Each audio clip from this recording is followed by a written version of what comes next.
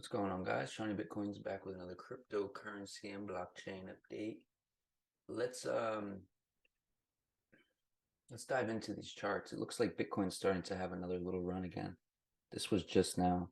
Um we were down at 16.7 again after hitting like 17K yesterday. But now we're starting to pump back through, and it does look like we are going to break out of this 17K range, and it's looking really good for altcoins. As I mentioned in the previous videos, this is when altcoins are going to start to boom. We finally see Shiba Inu is starting to go up a bit. That's usually the indicator for the altcoin market. And let's check it out. See if we got anything special today. I got a new microphone. If you guys haven't noticed, let me know if it sounds good or if I should go back to just the computer audio. Let me turn off this Bitcoin thing real quick. Okay, so we got Bitcoin at 16.84 basically. Ethereum at 12.48, up 5%. Ethereum in the last 7 days, and Bitcoin up 2% basically. You go to Cardano, up 8% in the week. OKB up 14%.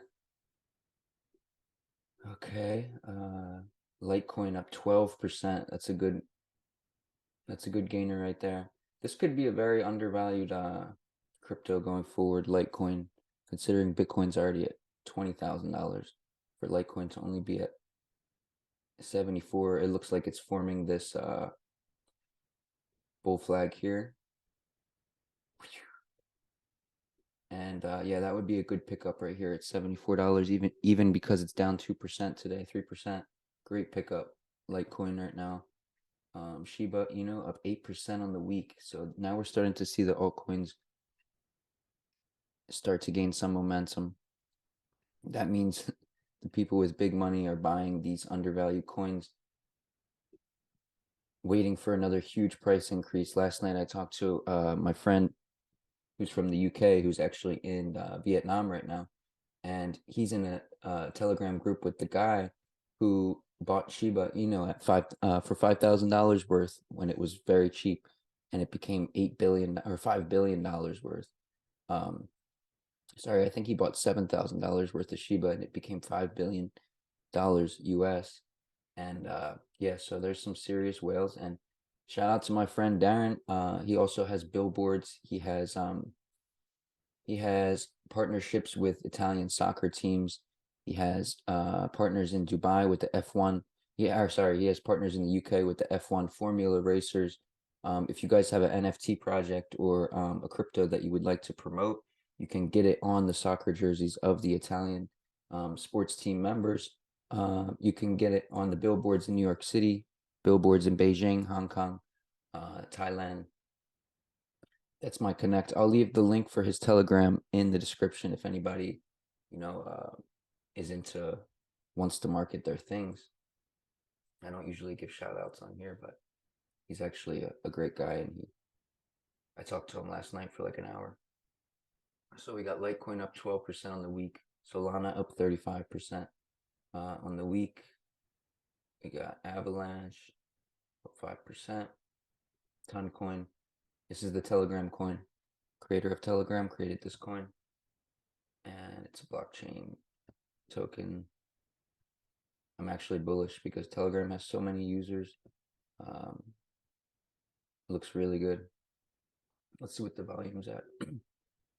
30 million volume in the last 24 hours. It's pretty good volume. Chainlink only up 1% in the last week. Ethereum Classic up 23%. This is one that really pumps, guys. If you guys are new in the market, don't know much, this is a fork of Ethereum, and it's a really good undervalued project, especially when Ethereum's starting to pump, as we guys see. It's up 5% on the week. This is going to be a good narrative going forward. Are people going to be picking up this Ethereum Classic instead of Ethereum? Because they're both going to pump. Anything with the name Ethereum, the narrative is going to pump if Ethereum pumps. Alrighty.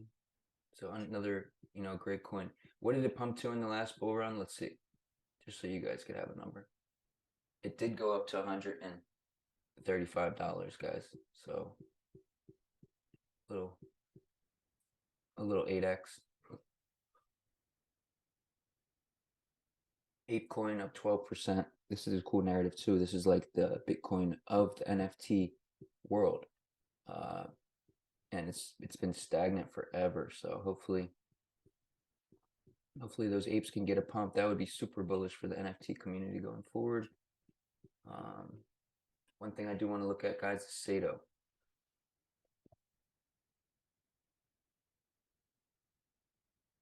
Look at this. What are we up on the week? 9%. Double what Ethereum's up. Triple what Bitcoin is up on the week. Saito. If you don't have Saito in this market, you're already going to lose, guys. You're already losing. You're already at a loss because this is going to be the coin that does 100x, 500x, 1000x because of the narrative that it's playing on. Imagine being the one that allows for non-infura servers to control the entire network. Sato's opening up the doors to mass scalability, mass decentralization, by eliminating those centralized servers. That's what a lot of people don't understand. When you start to try to build websites and try to integrate Web3 and crypto and wallets, you have to go and you have to connect a lot of different servers to your code. And in those servers, that means that data is being shared with decentralized servers, making the crypto no longer decentralized, because data is being shared back and forth with central authorities, monopolies. Once you start making websites, you guys would definitely understand that a lot more. Building dApps and stuff like that. Okay, so there's another thing I want to check out, guys. Let's go to Saito holders. These are like my daily updates for you guys. Look at this. Let's refresh. 19,516 holders. It's pretty good, guys. Also, we can go into the live chart right here on CoinGecko. Where's the live chart? And we can see the buys and the sells. Well, you can't see all of them, but you could see from like, look, see 1 day ago, someone bought $17,000 worth of Saito. 924,000 Saito they bought yesterday at 1793. And someone else bought $2,000 worth. And then someone today bought $250,000 worth of Saito. This is just on the Ethereum, so you can actually go into Binance too. If you go to KuCoin, and then type in, if you type in Saito,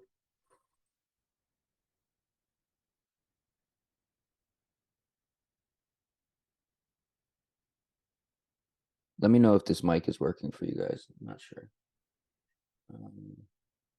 So here we got the chart for the Binance, Saito against Binance, USD, BUSD. So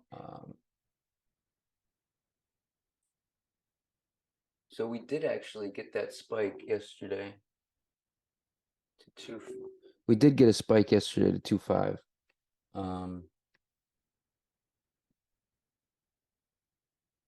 Now let's go down to the buys and the sells. Can't really see any buyers and oh yeah, you can. Okay. Total bought. So you could see how many this wallet, the total that they bought. It's pretty crazy. $81,000. This person bought $20,000. $18,000. That was yesterday. 15, 15, 15. Let's track. Oh, you need the premium. Okay. Let's see what the sellers are doing. See, you got big sellers too. People trying to cash out on this little pump. But what they don't know is Saito is a long-term project. You know, I would not be cashing out right here. But we don't know when this is. It's not telling us. Uh, it's not telling us. Okay. Let's check out the news for today, guys.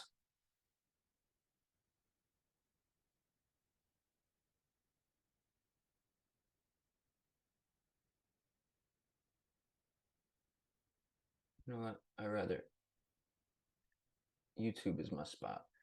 We'll check out the live liquidation real quick, and then we'll check out the news. See what we got.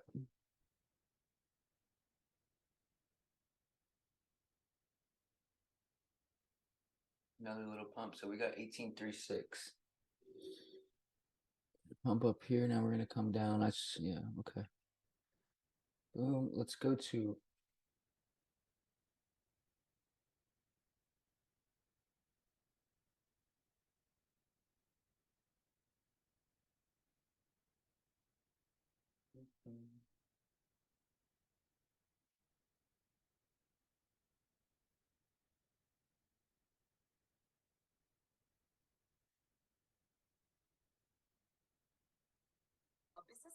let's see what this guy says. Early adopter held Bitcoin since $1 and predicts when BTC will 10x again. Third party back before Bitcoin. Back then that most people didn't see. Well, I got into Bitcoin back in March of 2011 when just before that, one of my YouTube subscribers, because I had a YouTube channel since 2008, said, "Hey, what do you think about Bitcoin?" Right? Because I was only talking about gold and silver back before Bitcoin came along. And when I looked at the website, I thought, "Oh, scam!